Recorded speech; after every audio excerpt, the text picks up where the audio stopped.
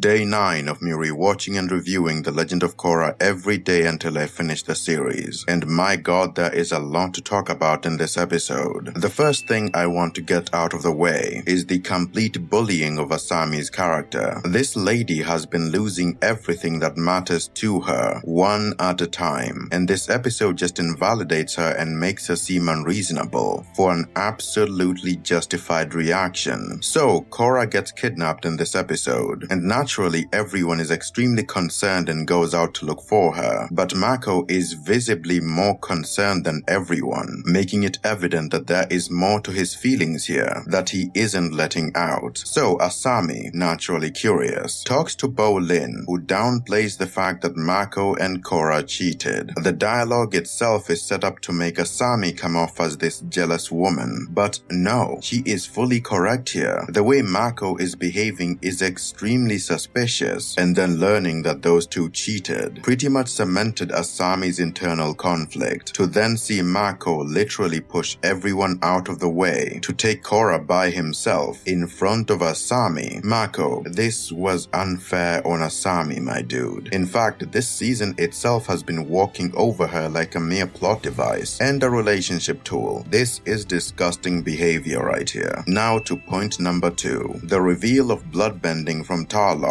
and the later reveal that he is Yakone's son kind of also spoiled that Amon is also connected to Yakone as well. I may be misremembering this, but when Korra started getting these visions, it was not due to TLOK, it was due to Amon. So she should also be suspicious of him as well, because when TLOK uses bloodbending on Amon in this scene, he struggles, then keeps on walking. Now fans of Katara, remind me, what is the main way to counter bloodbending? Being the stronger waterbender, making it evident here that Amon is not just a non-bender, he is a waterbender, and a really powerful one too. Now factor in the visions and we can confirm that these two characters, TLOK and Amon, must both be connected to Yakone somehow. Speaking of Yakone, let's go to point number 3. The bending given to Yakone is the objectively strongest level of waterbending we have literally ever seen. I want to make this clear to you, my dear viewer. Yakone bloodbent an entire courtroom, every single person, using nothing but his eyes and his mind. Everyone in front of him and everyone behind him. This requires waterbending so strong, he would literally need to be able to feel the blood flow in each and every single person around him and control all of it without a single gesture. This is broken, immensely broken at that. This is the kind of bending that breaks a series, but Aang dealt with the monster and got rid of his bending, so good riddance. Point number 4. This series is so unrealistic it's crazy. Chief Beifong was casually able to run into a police station and free Mako, Asami and Bo Lin without anyone getting in her way. Is the station just empty, or are the officers all just so incompetent that they would leave the jail cells entirely unprotected? What a load of garbage this city is. The same thing goes for the Equalist camp. The group was able to get in there while making loud noises, mind you, and they weren't found out until everyone was already freed. This is some game level nonsense right here. None of it makes sense unless the characters are either dumb or deaf. But moving on to the 5th and final-ish funny point. TLOK, do you just happen to have this cabin in the most remote place outside the city where there is a basement that just happens to have a fully empty heavy-duty metal container inside, one that is strong enough to hold a bender? TLOK, what do you use this cabin for exactly, my man? Are you on the Epstein list? This would certainly fit the bill right here. You are a corrupt politician with a cabin fully equipped for kidnapping. This is extremely suspicious, but it is accurate to your role, I guess. The episode gets a 6 out of 10. For this entire episode to happen, I would need to lower my intelligence to that of a chicken.